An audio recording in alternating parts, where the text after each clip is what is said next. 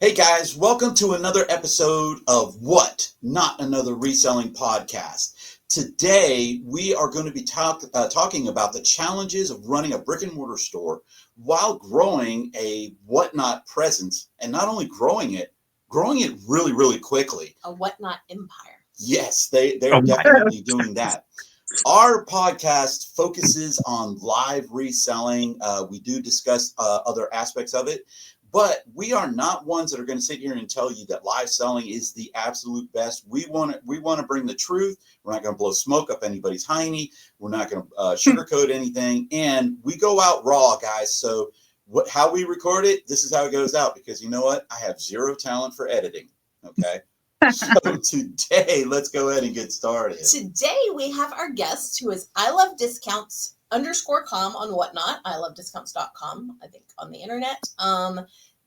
They are Tony and Lysandra. They are from Kentucky, and we met them through whatnot on a raid train, and then we had the honor of meeting them live at the Nashville Reseller Meetup.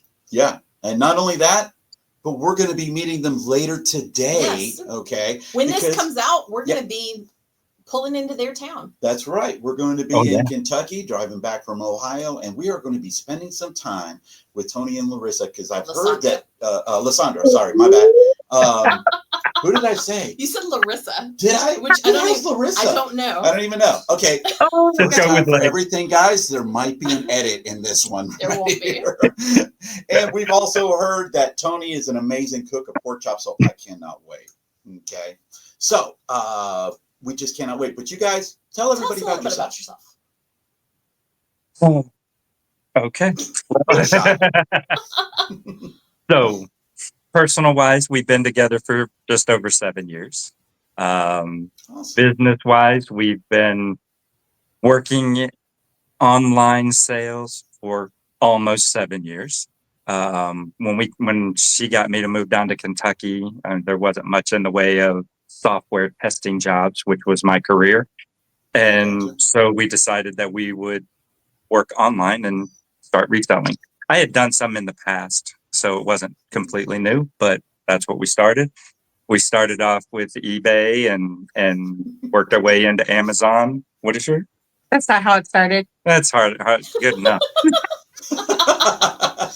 I think there's a story there we might not get today. Maybe, but I'm gonna start generally, and if she would like to correct it along the way because she didn't want to talk and do this, then she can correct later. He had a storage unit that he was paying $300 a month for when we met, and I just was flabbergasted. Like, what? He's like, I haven't even been to it in 2 years. I was like, no, we got to get all this crap out. Let's start selling it. This was all the stuff that I had done on eBay and Amazon in the past, like 15 years ago. And had been sitting in storage for like 5 or 6 years.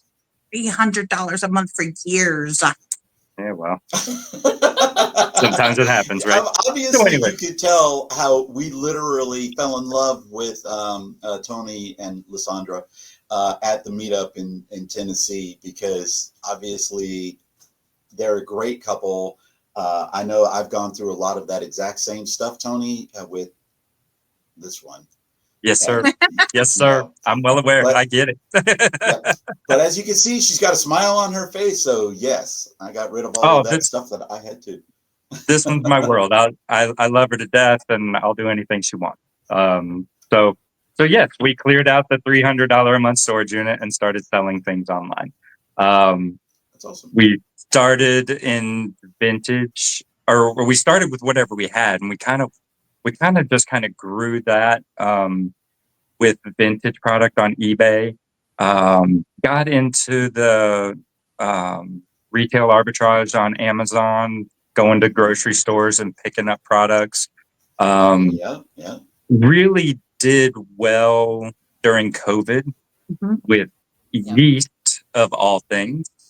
I've heard of the yeast thing. Yes, there was a shortage of yeast, and we got lucky in one of our trips going south to Knoxville, and wow, we ended up over 2 days buying like 5,000 packs of yeast and putting them on Amazon and selling them within 2 days, and grossed like $50,000 in 2 days. Oh, wow. It was insane. Wow. it was insane. We went the puzzle route on during COVID on Amazon. Puzzles? We were the puzzle people. And Nice. paperback novels, Yeah. because Yep. we Yeah. fell into we liquidated an estate sale on December the 18th, right before COVID shut everything down.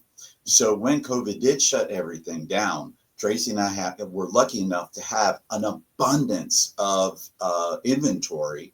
So at that time, we were only selling on eBay. We did eBay and of course Amazon and all those others, but predominantly on eBay.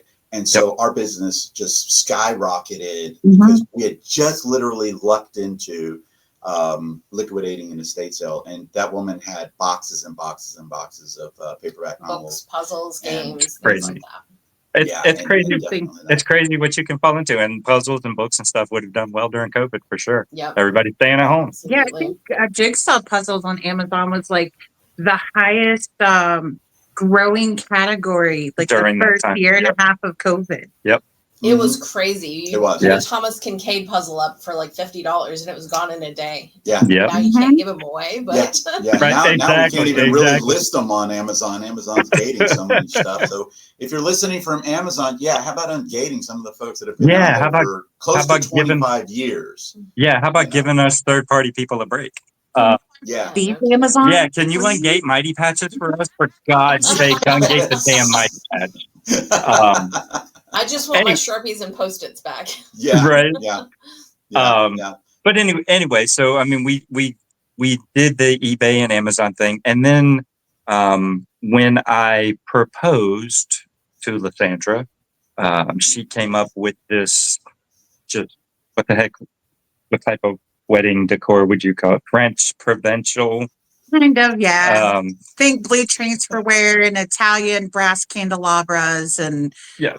it was a gorgeous wedding, and we paid for it by thrifting and reselling the product and, or well, the product, the decorations. well, and that the wedding preparation is what got us into vintage products. We started thrifting for all of the things that we needed for decor for the wedding.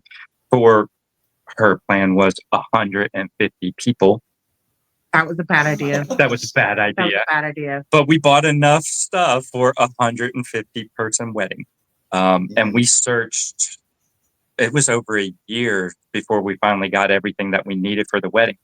Anyway, part of that is while we were searching for the wedding product, Our product line changed.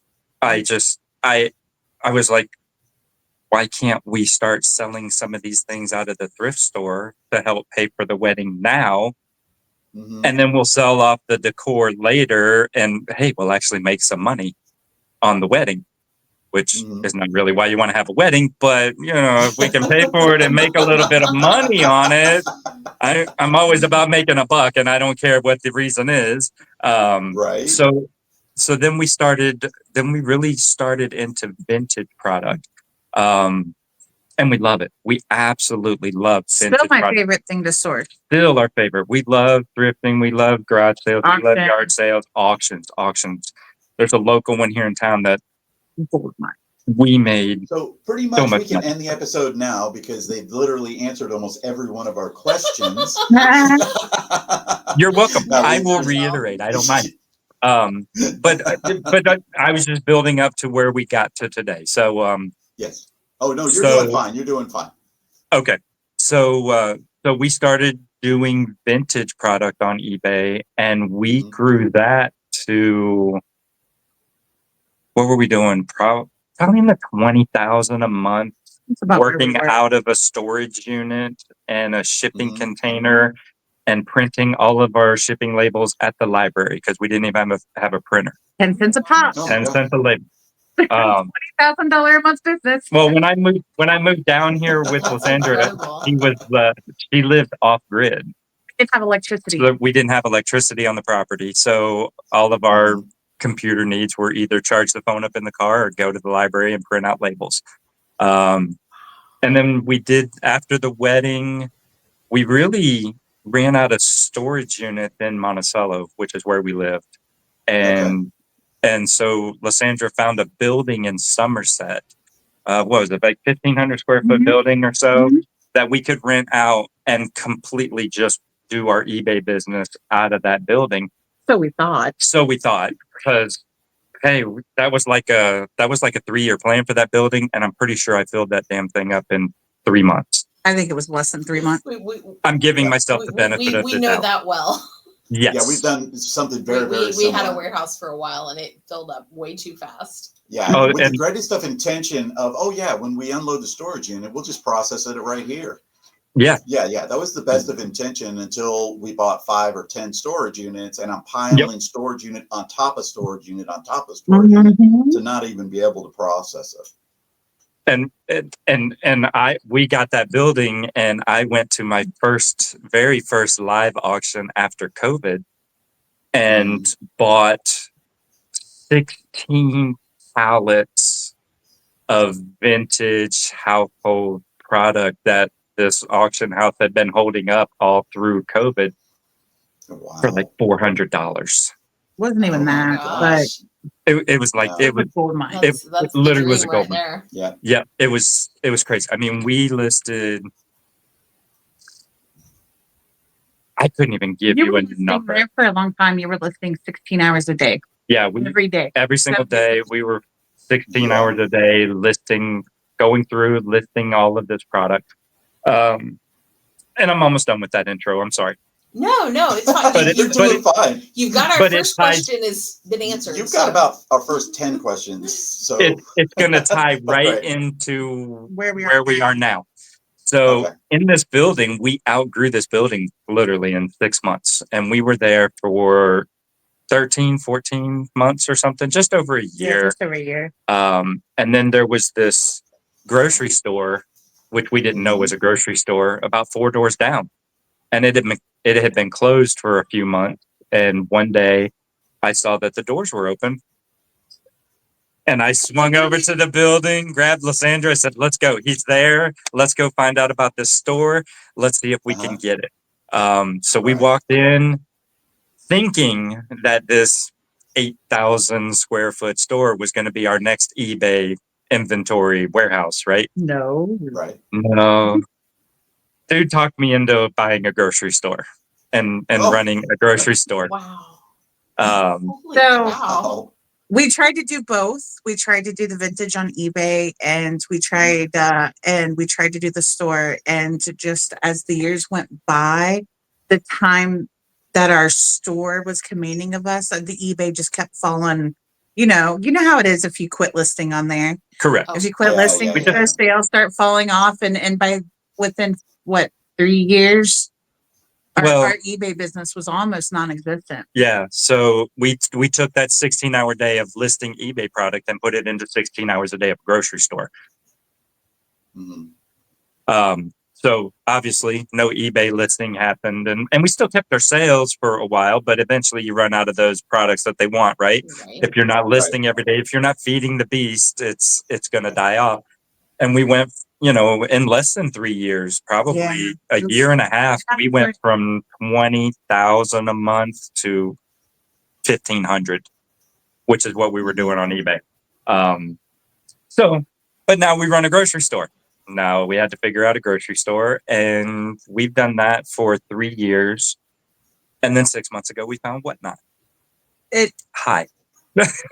So I spent several of those years trying to convince Tony that we had to get out of vintage, that there was no way that there was enough hours in the day for us to manage basically 2 entire product lines and 2 businesses.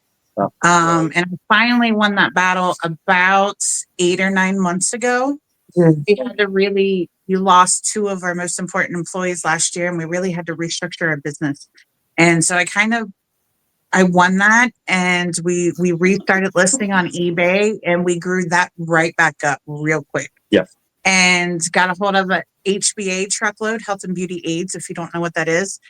And but then it was like 30,000 units, and we're like, what are we going to do with this? Our store can't handle this amount. Our eBay's not going to take all of this. And our post office lady was like, hey, have you heard of Whatnot? We're like, no. Wow, from a post office lady. I love that. Our post office lady is who told us about Whatnot. Sells on Whatnot. She sells on Whatnot. She's a seller on Whatnot, and she was that is awesome. Yep. And we got on Whatnot and we looked around it for 2.5 weeks. Yeah, about 2 weeks, checking out shows and seeing what it was about. And then we kind of decided that we wanted to sell. So we started picking shows apart. What do we like? What do we don't like? And kind of tailored what we wanted to do for a show. And 5.5 months later, here we are. That is amazing. That is a great story. I absolutely love how that one all came about. And some of the questions that we're going to be talking about what term would I be using? They connect with they connect with it, and they're going to be asking more details Sure. about some of that. Well, the first question was completely answered. He asked he was going to ask you how you started reselling, how you got started on Whatnot. So we've handled that. Yeah, that's already covered. That's like the first question that we always ask. The true of how Tony got reselling is he used to be an extreme couponer before extreme couponing was termed and got famous. So if you ever watched that extreme couponing show, yes, about 2 years before that show came out, that was me. And I was just blowing it up. I mean, I had an Amazon business up to $450,000 a year in sales. Let me ask you this. How did you? Where did your desire to do like extreme couponing and the reselling? Where did that come from? So initially, it just started off to save money for the household. I mean, we didn't need to, me and my ex-wife and I, we did not need it. I mean, we made really good money. She was a CPA and I was a software tester. So we made really good money and we didn't need to save money. But, if you can save a couple $100, $300, $400 a month, why the hell wouldn't you, right? Yeah. So I started couponing. One, because the money savings is there, and two, I found it fun.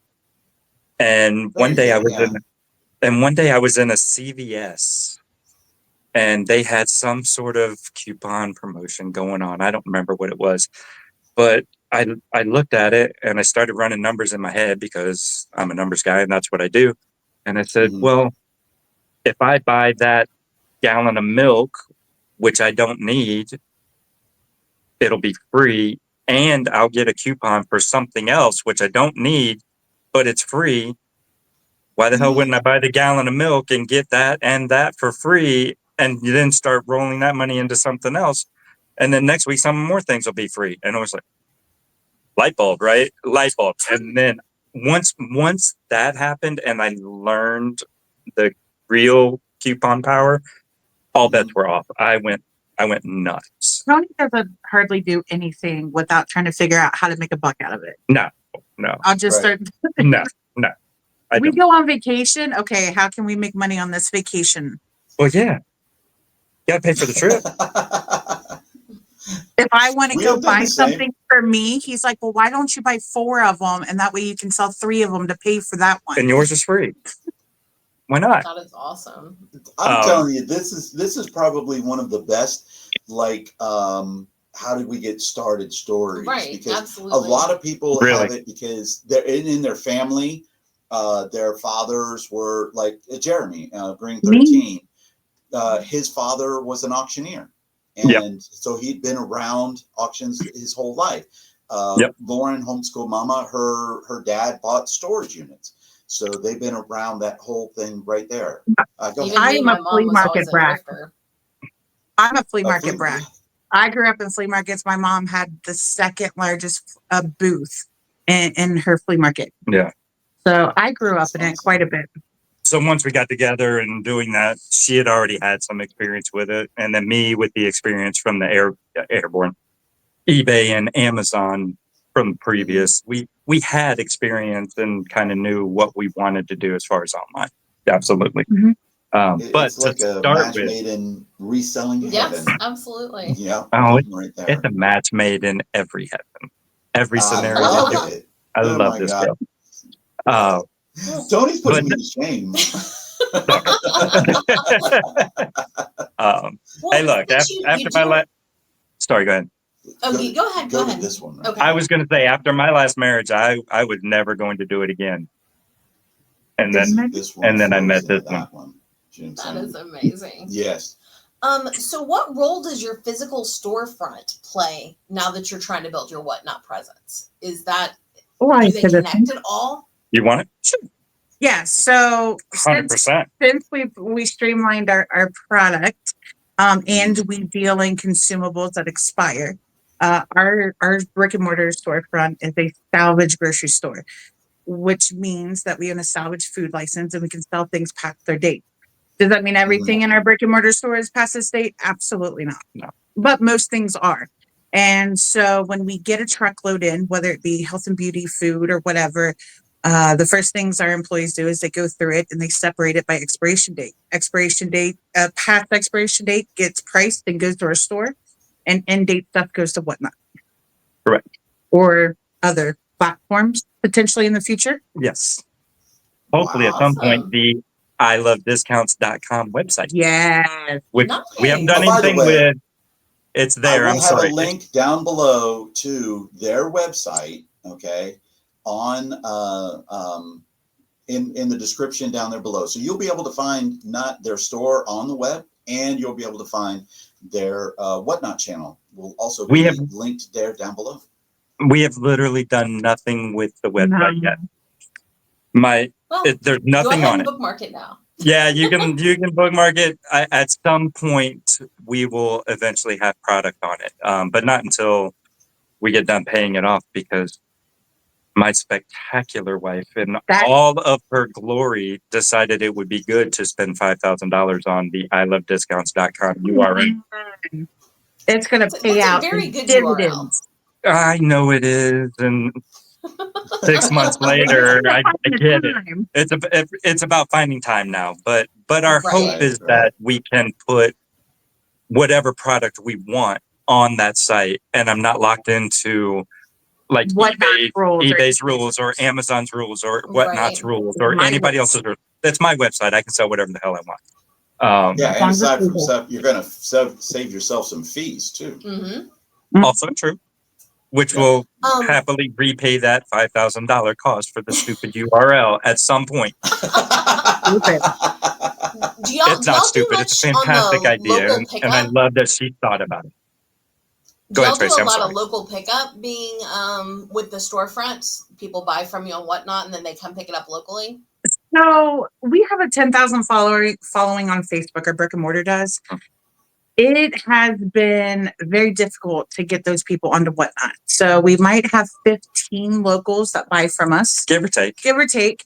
And so they just pick up at our local grocery store, because the idea was to not only get their money while they're at home, but when they come pick up their stuff, they buy more stuff. Shop too, right? The real hope was that more of our Facebook followers would find us and come back to the store that may have not been in there for a year or 2 or 3 since we took it over, and they were just following the Facebook page from the previous owner, and just had a bad taste in their mouth and never came back in the store. So the hope was to at least let them know that we're doing something else and they can buy the things from Whatnot. And if they did come pick it up at the store, you would see that it's a completely different beast, and we would gain even more customers at the brick and mortar. Yep. Other things like, there's some people that just don't want to eat things past their date. Yeah. And you can have your opinion on that, and it's okay. And I'm not here to judge. But it also allowed them a way to still shop with us and guarantee that everything's in date, because it has to be in date on Whatnot. Tracy? Right. Tracy? Yes. The dinner I'm making, everything is out of date. It is not, actually. Not the pork chop. It's not. I promise you, she's probably going to eat before we get there. And then she's going to pretend, and she'll how you move the stuff around on the plate? She's going to do that. She's going to do that. Hey, seriously though, I'm not super weird about it, but yeah. We get a lot of stuff like that in storage units. Well, you know that you get a lot of stuff, canned foods and stuff that are all out of date. And for the most part, if it's severely out of date, we just get rid of it. And other than that, we just donate it. And we have a rule. We try not to sell anything a year past. And some things are even closer. And some things are closer than that. But you're not going to come into my store and see 5-year-old food. That's not going to happen. But I am completely comfortable with 90% of the product selling it up to a year past its date. And we consume almost everything that comes in the store. We try everything. That's awesome. I'm a rock gut. I try everything just because I am not. I'm a fat boy and I like all the snacks, whatever. Employee gets $5 a day to eat out of the store, eat or drink out of the store, and I look at that as a way of a quality control cost. Yeah, because awesome. Yeah. if there's 8 or 9 of us eating $5 in my store goes a long way. That's $5 a lot. But if 9 people are eating $5 worth of stuff, and because everybody likes something different, right? So you end up going this way, and this person might like this. Yep. But it's just a form of quality control to make sure that we don't have any issues. Eventually, one will find something that's not worth selling, and then we throw it away, and it's done. Yep. Yeah. Anyway. Well, that leads me to our next question, which is how do you balance your inventory between your physical store and your Whatnot lives? And you pretty much said that's fairly simple. And like Lysandra said, so when a truckload comes in, the guys sort the product by whether it's expired or not first. That's the first touch of the product. They take boxes off a pallet or go into a Gaylord, start taking things out and look at it. Is it expired? Yes. Here's the pile for the store. If it's not, here's the pile for potentially Whatnot. Lysandra and I will go through the Whatnot stuff ourselves and take out the things that we don't feel are worth selling on Whatnot. Items that are retail for $5 or less and large and fill up a whole flat rate box. But we'll do a second look on the Whatnot stuff, and the things we feel aren't worth it, we kick back over and say, okay, those are going to the grocery store. For the most part, no matter if it goes to Whatnot, it sells on Whatnot. We don't really have leftovers. That's part of our dollar start strategy. Yeah. And if it goes to the store, it sells. And I'll add to that. If I have 30 bags of sugar and the first one, which I feel are worth selling, but the first one goes for $1, I just take the rest of them off and it goes to the store because I'll put it in the store for $3 and I don't have to ship it. And those are just judgment calls you make during the live. So that's kind of the start of it. Were you asking that, or were you asking more about in the warehouse itself? No, that was that was basically it. Like when you get in your inventory, what do you do to differentiate and things like that, which is what you guys said, because I know that's got to be a problem, because we had Kristen, a Rural Squirrel, on last week, and she was saying how she sells on 2 different platforms live, and with her inventory, one time she sold something to 2 people on the 2 platforms, but she accidentally shipped the wrong items. We've absolutely done that. That's where that one came from.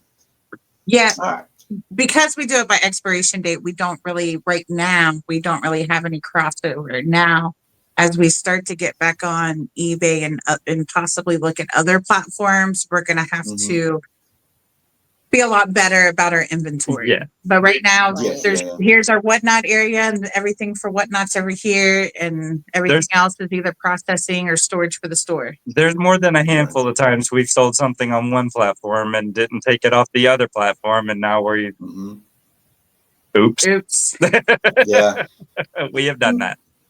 Now, you mentioned before y'all have been on Whatnot for about 5.5 months at this point. About that. And y'all have exploded in growth. And I'm talking in ways that dwarf even some of the people that have YouTube followings and social media followings before they come on Whatnot. They're not growing at the same rate you are. What do you think has contributed the most to this? Oh, I'm not going to lie to you. We paid for it. We paid to play. You can fill all right. The last one. I got this one. I got this one. No, I'm just kidding. So no, we when those 2.5 weeks while we were studying whatnot and figuring out how we wanted to do our show, we came in knowing that we wanted to do dollar starts. Our cost of goods was low enough that even if it goes for $1, we may lose a little bit, but the 16 cents. yeah, we lost 16 cents an item if it's sold for $1. But the cost of goods was low enough that wasn't that big of a deal, and we both felt that the dollar starts for the product that we were having was the way to go. It would bring people in fast. It would try to. We thought we didn't know any of it, right? This was all hypothesis. Right. We felt it would bring them in fast. We felt we could get them to stay. We felt we could just grow it as quickly as possible by doing the dollar starts. And we also liked the giveaways, although there's I'll tag Jeremy. Jeremy. Listen, I have absolutely nothing bad to say about Jeremy. I love Jeremy. I love listening to Jeremy. I love the way he thinks. I love the way he researches. I love the way he comes up with data. I love everything about Jeremy. I could listen to that man 40 hours a week. So could he. Yeah, he's great. But we have been, since we started, adamant about the giveaways, especially when we got these Mighty Patches, and those first 2 truckloads we got, we must have gotten 20,000, 15 to 20,000 boxes of Mighty Patches, and we did start to sell them. And when we first started selling them, we sold them for halfway decent money. They were averaging $5 a box, which is less than half of retail. And we didn't care. It was fantastic. I got 15, 20,000 of them. Please, I'll take $5 a box all day long. But within 6 weeks, the price went down to $1 a box. And then within 14 weeks, it was down to less than $1 a box. Less than $1 a box. And we tried lots of 5, and within 3-4 months, it was $1 for 5 boxes, and that's $60 retail. And the first night I put a 5 lot up there and it sold for $1, I said, that's done. Right. I mean, I don't care. I don't care. We've made our money back on Mighty Patches, but it's silly to put 5 boxes up and sell for $1. What can we do with it? She said, we will give them away. Take them out of the box and put them not even then. When we started giving them away, we left them in the box. We shipped them. We paid $4.53. We lost huge amounts of money by shipping Mighty Patches, but I didn't care because I felt the giveaway of a decent product was a good enough marketing tool to pay for it. And like I said before, when we came into Whatnot, we knew we were going to pay to play. We had a marketing budget. Not a lot, but we had $2,000 or $3,000 that we knew we could promote ourselves, go into these shows, do the little sponsorships. And I don't want to sit here and say that we bought followers, but we kind of did, right? We did that. I think in the beginning it can be beneficial for sure. It honestly flash quickly. It served its purpose. It did 100% served its purpose. I'm not going to lie. I mean, we're ramping up to 25,000 followers in less than 6 months. I mean, and until we started the food a couple of weeks ago, our follower count had started to stall. We were averaging, 50 followers an hour for our first 4 months on Whatnot. Yep. For every hour we were live, we averaged 50 followers an hour. Yes. And yes, you can attribute that to giveaways and Mighty Patches. Did we get 50 buyers per hour? No. But we got people, and my hope with the giveaways was that if you sit in our room for 5 minutes, you will find a health and beauty product that you use, or something that you or we hadn't really gotten to the food yet. But the health and beauty. I mean, everybody uses health and beauty. I mean, you've got supplements, you got makeup, you've got all the hair care, skin care, whatever you got. If you sit in my room for 5 minutes, you're going to find something that you're going to use, and it is at a price that is great, and I can potentially get you to buy something. And that's why we like to give aways at the start. Okay. And one of the things Tracy and I talked about this one time before, and I agree that followers are followers. Okay, they're not 100%. necessarily buyers. But here was one of the things that Tracy and I had talked about. Those people that have like those mega amounts of followers, is the 100,000 followers and all of that. Their room count is, somewhere in the neighborhood of about 2, 3, maybe even 400. Well, the percentage of followers to their room count is about 1%. Is somewhere in that neighborhood as a general rule. So in other words, to get more people into your room that are buyers, you get more followers, the percentages go up, the amount of followers that you goes up, the amount of buyers and people in your room ends up going up also. So there is a correlation, but it's not at what I agree with Jeremy, that it's not a direct correlation. We have just around a little over 8,000 followers, and our room count is generally about 20 to 30. Yeah, about 20 That's to 30 about right. in there. So, but we have the buyers that are in there. As our room count goes up, or as our followers go up, our room count goes up by a person, 2 person, 3 person, whatever it may be. Yep. So there is a correlation between the two. It's just more or less one of the things is how much do you want to spend? And really it's, do you have the ability to do that without losing money? And hurting when business. your cost of goods is so low and you're already into so much profit, it's fine to do something like that. Yeah, and I thought at our point and whatnot now, I would have 100 to 150 people in my room, but I do not. I consistently, we consistently hold in the 50 to 60 range, even at 23, 24,000 followers. And I don't want to say it flabbergasts me, but it kind of astounds me that I've got that many followers. But it just shows you that even though you have all those followers, you don't have the right followers, right? They're not buyers. Yeah. We took followers from all across whatnot. Although I still think that if all 25,000 of them popped into the show for 10 minutes, I can find something for them to buy. And they will buy. Oh, I'm pretty sure. I'm pretty sure that we could too. Not 25 because we don't have 25. But I don't think anybody has all of their followers in a room ever. No. We Maybe consistently hold. Yeah, unless we gave away a car or something like that. But but they're only there for the car, which we have seen in other shows, right? Where they had 10,000 followers or 10,000 people in a room for a car. Yeah, I mean, I was there. I was in that room. I totally bought something for that car. Bought a keychain. Anyway.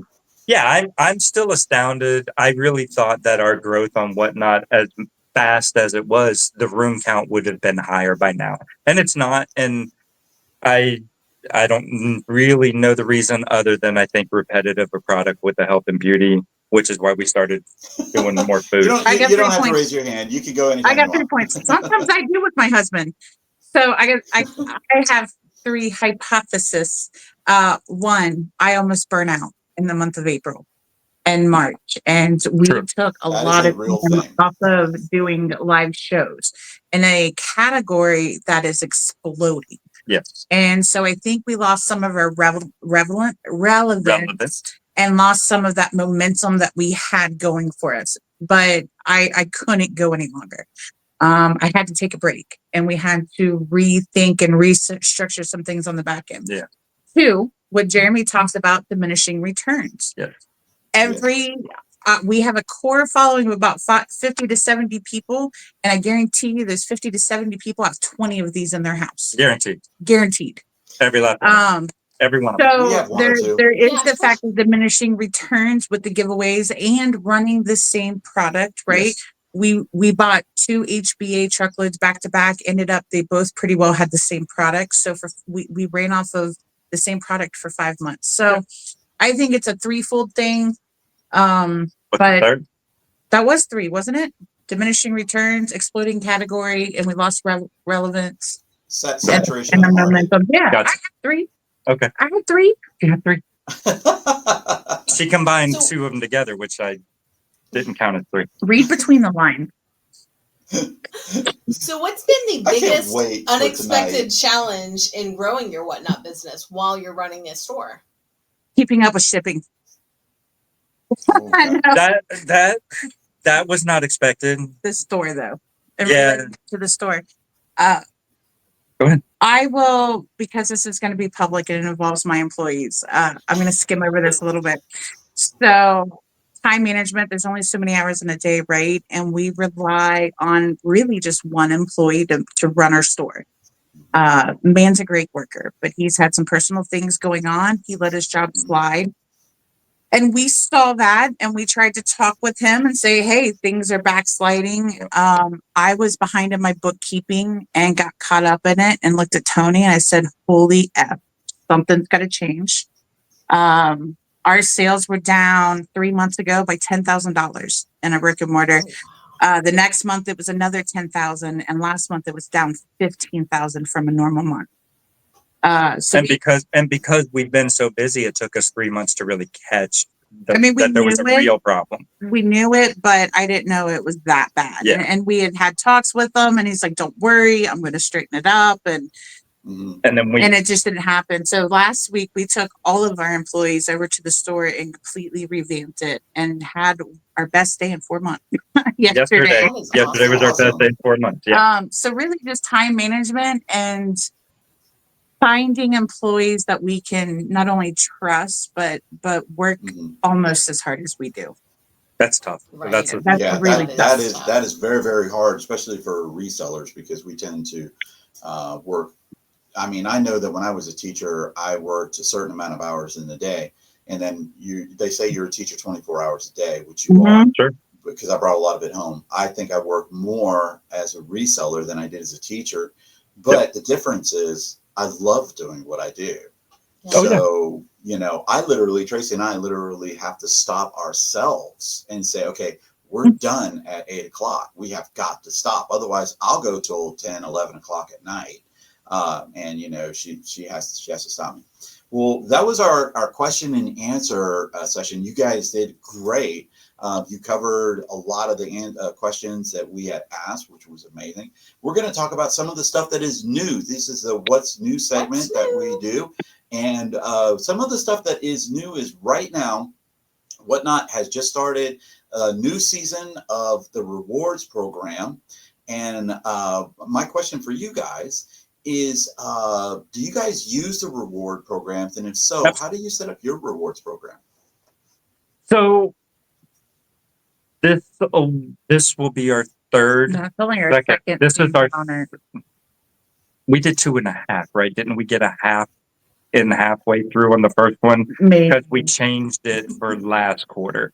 So yeah, for the first quarter we got they offered it to us like midway, and we started trying to figure out how to set it up, and we set it up. And we did not like at the end of that quarter, which was about a month and a half. Yeah, running it or so. Really late. Yeah, we did not really like how we had done it, and so last quarter, the one that just ended for June 2nd, we set them up with coupons, and it's progressive. You start off with like one coupon, but if you hit our top tier, you get like 15 coupons at worth $150. Yeah, $10 a coupon. What we did the first time was just one big coupon, but we don't really sell very expensive product. So $150 coupon was useless. Yeah, $150 coupon was useless. So what we did is we had a show where we put together what our buyers giveaway is at the end of the night, the Chubb box. We put together a bunch of Chubb boxes during one of our live shows for all of our rewards members to use their coupons on, because it could get up to 100. I mean, typically those boxes are worth like $400 retail. So it's no big deal if you use a $150 coupon to buy one and get it for free. But then again, we did not like it. It was too much confusion. We did it during the show and didn't like that, So this last quarter, we just did a progressive amount of coupons for a lower dollar amount. You still get the same value at the end of the day, broken up more. But you break it up and you get, a handful of products for free. Going forward, to market that a little bit more and get more utilization out of it, I do plan to do a rewards club member private show at the end of the quarter. We were really too late for it for this last quarter. So we're going to start it this quarter because I don't feel like we market it effectively yet. We don't. Yeah, I got you. Right. We don't. We don't talk about it enough in the show. Well, I think the values there are good already. We haven't really incorporated it into the business model yet. Although we'll have to discuss this private rewards member show and what the plan is for that. We get like 3 months for hitting a sensitive subject. It's not. I love messing. We are witnessing the blow up of ilovediscounts.com live. Yeah. Just kidding. The other major change that Whatnot has announced was the seller dashboard. They released a new seller dashboard on the app that's supposed to make it easier to navigate. For me, it has made everything harder to find, having to press 50 buttons instead of one, but I'm sure I'll get used to it. Do y'all, how often do you look at some of the like metrics and some of the detailed information that you have to dig around for in the app? Daily, but that's I analyze my data a lot, which is why I enjoy Jeremy's show so much because he's really the only person that really talks about data. Yeah. Am I comfortable enough to talk about my data and my seller supports? No, not a lot of it. Because honestly, most of the time, I don't know what the F I'm doing. I'm just trying to figure it out as I go. Yeah. But no, we look at those analytics. And I forgot to mention earlier, part of that growing to 25,000, when I said pay to play, we promoted every hour of every show in the beginning, and still do some promotion now. But we look at the analytics of the promotion, of the sales, of the shows. We have to. I mean, outside of just looking at raw numbers, those analytics will help you identify things you need to work on, right? Or what's working for you versus what's not working for you. And you ask 100 people and 80 of them will tell you never to promote because it's just not taking money. And 20 of them will tell you, and I'm going to be one of the 20 that tells you it brings people in your room. But you got to it's your job to keep them. It's your job to keep them in the room. But Whatnot will bring people in the room for you. So if you promote, and in the beginning it was $25 an hour, and you were estimated to get 600 to 1,000 people in your room every hour for that $25, and you hold a giveaway, and you can hold them in there for 5 minutes, and you can sell 60 items an hour. You can get 3 or 4. They get a good judge of what you're doing. They get a good judge of who you are, and do they want to stay and listen to this versus someone else. And that's, I'm going to deviate for a moment. And that is one of the, I'm sorry. But that is one of the things that was really unexpected with Whatnot. Is I came into it with a plan. It was a business. I'm just gonna. He's like, we're gonna talk to people. I don't need to talk to anybody. I don't need to talk or chat or have a good time. That's exactly what I thought. I'm not joking. I am gonna run a business. I'm gonna be freaking QVC. I'm showing a product. I'm running a product. I'm moving to the next. Constant stream. My goal was 120 items an hour.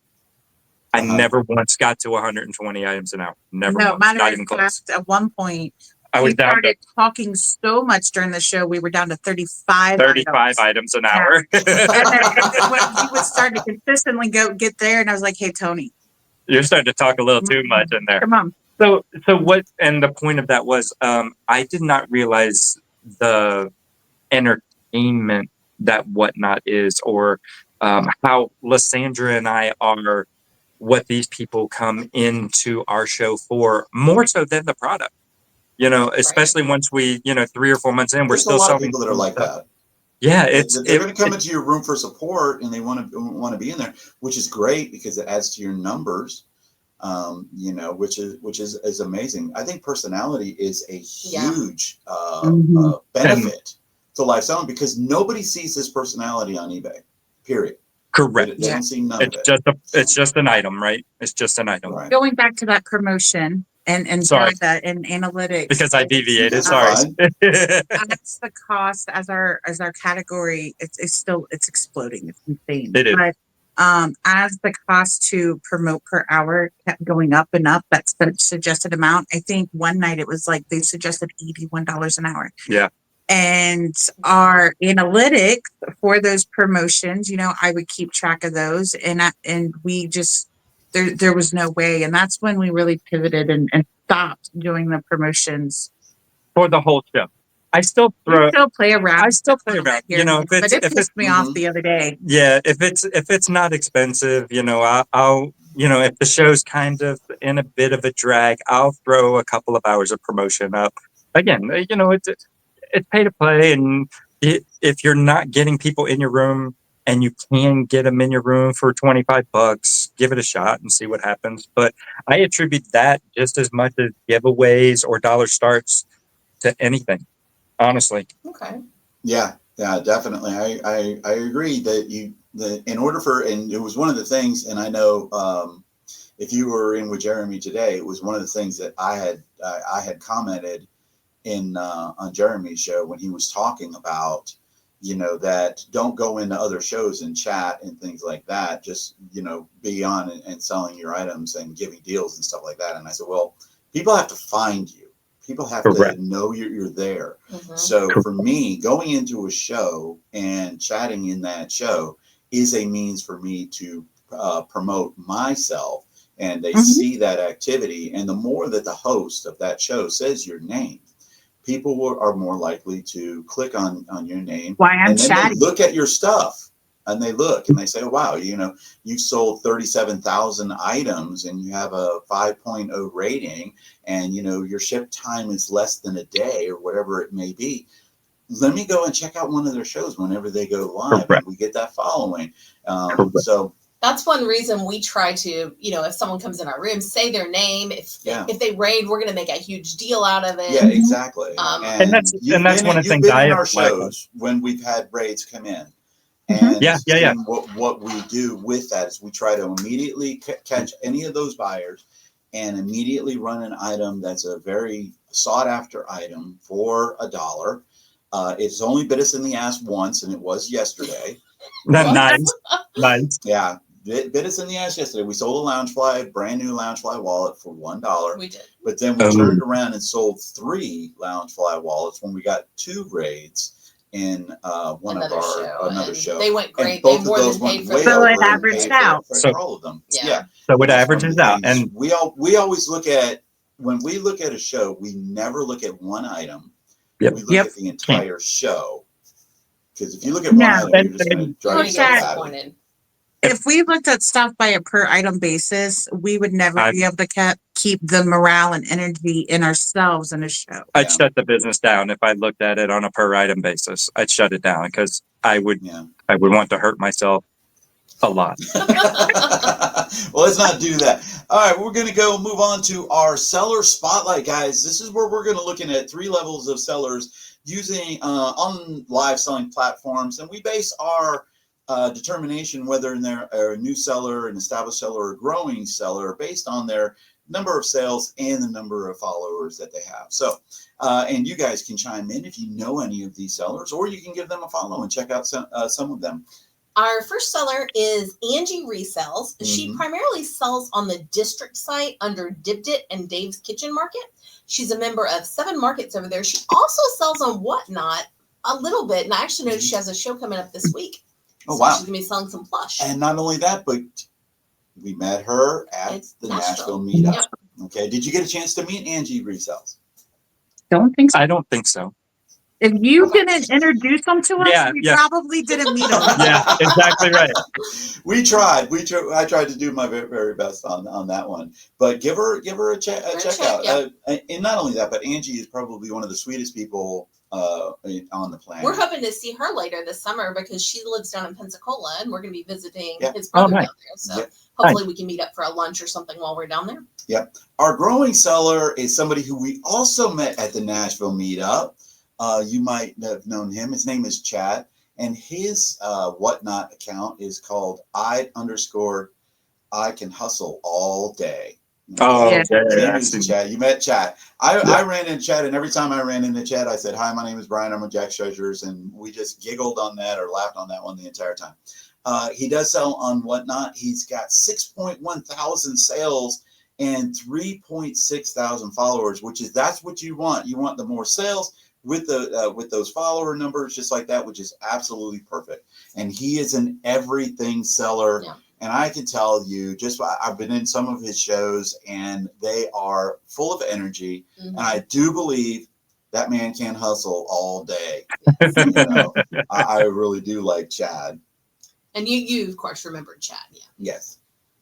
And then our established seller this week is Lover Dogs, also known as Dottie. Dottie. She sells on Great. Whatnot in the tool category, but you know, every now and then you may see her doing something a little bit different, but normally it's tools. And you don't be surprised to see Elvis sitting in on. Yeah. some of her Did you shows. catch it? Their 10,000 We followers did, show. we It was did. great. Did not. She has 7.5 Elvis. thousand sales Really? and just hit 10,000 followers. She's at 10,000.1 right now. Now, going Nice. back Congrats, Dottie. to Chad, where Chad's got more sales than he does on the followers, Dottie's sales method is absolutely perfect, because her items her item per sale per item Price is per probably in around the $50 mark. Yeah, she sells Right. higher end. Yeah, So she yeah. is definitely amazing. Definitely, yeah. And you're might see Elvis in any of her Might. shows. We love Dottie. We've had the honor of spending quite a lot of time with Donnie and Tracy, and Yeah. looking forward to next time. At least already. 5 hours in a lukewarm tub with Fireball and ice cream, which is amazing. Yeah, we love Dottie and Tracy to death. And that brings us to our final main segment of the show, which we call Turn the Tables, which we allow our guests to ask us any question. Yeah. It can be about Whatnot. It can be about reselling. It can be You about can ask Tracy anything that you want to know about legs. We or all, Tracy, we not all legs. know I'm it sorry. doesn't matter Legs who is on they the other ask. side. You're going to answer. No, you What you answer got, my love? fine. So we talked the other day about rate trains and things like that, but you had mentioned about you guys were getting ready to do some sales on Didbit or the district, Yeah. right? Yes. Why? And so I know that you guys are a profitable company, but I know you've also been struggling with some things and Whatnot. Why are you also trying to push onto other platforms at the same time? Well, this particular one, we are actually going to be selling on a platform called Commons, Shop Commons. There we go. Okay. On the district. And it is specialized in resellers selling to resellers. So it's selling lots. We have some stuff that we just kind of want out of our lives. It's not junk. It doesn't need to be donated. Not at all. But it's not really our category of thing to sell, or we've tried to sell it. Or we've saturated the market. Right. You know, with those dollar video games or $2 video games, I have saturated the market. My buyers have gotten hundreds of, you were talking about the patch.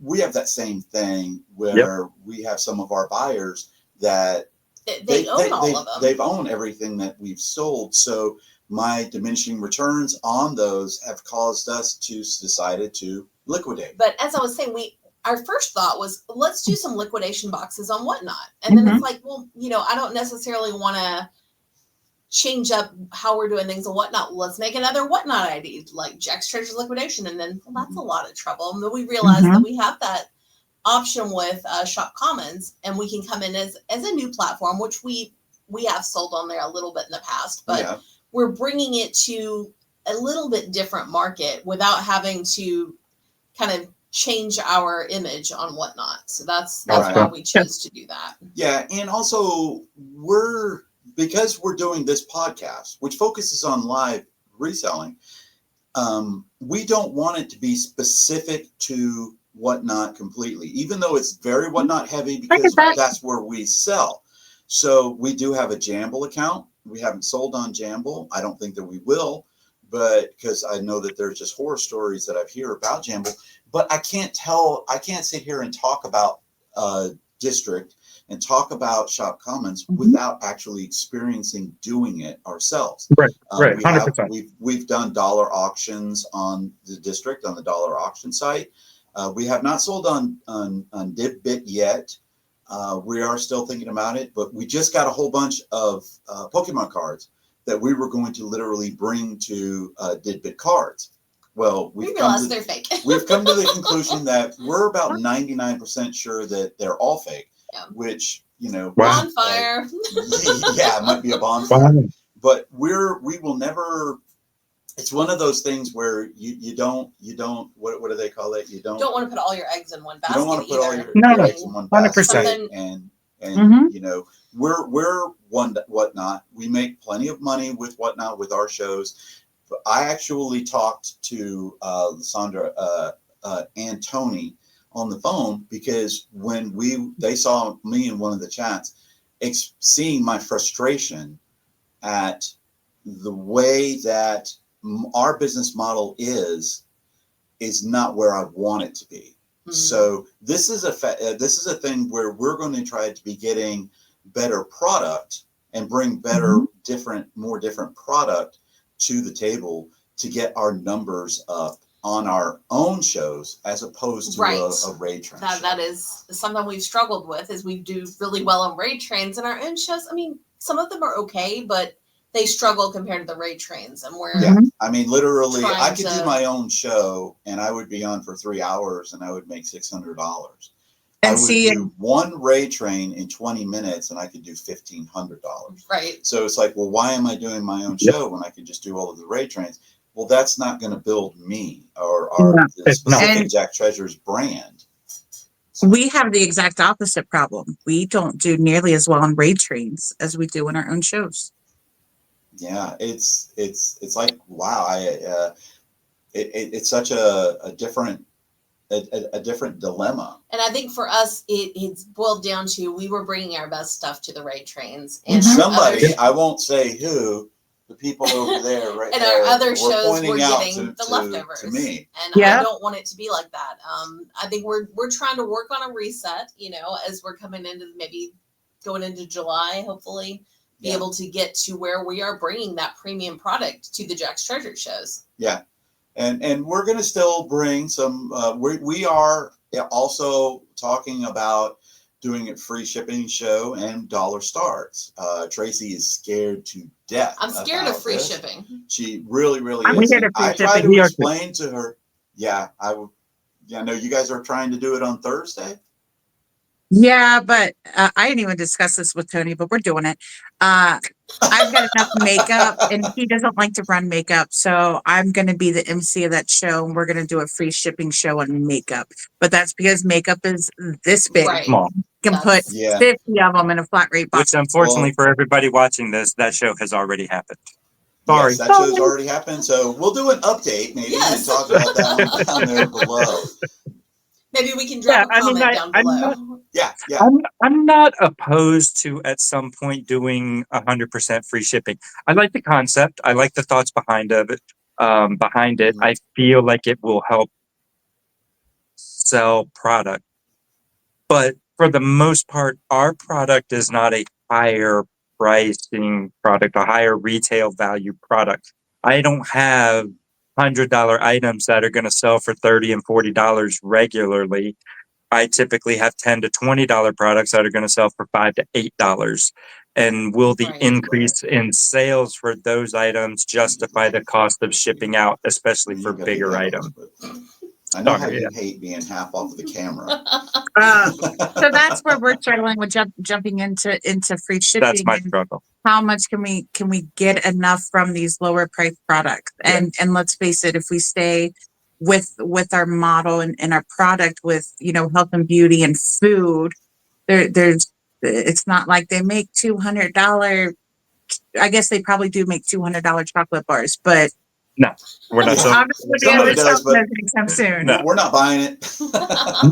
Well, thanks. I want to thank our guest, ilovediscounts.com or ilovediscounts_.com on Whatnot, Tony and his beautiful wife, Lysandra.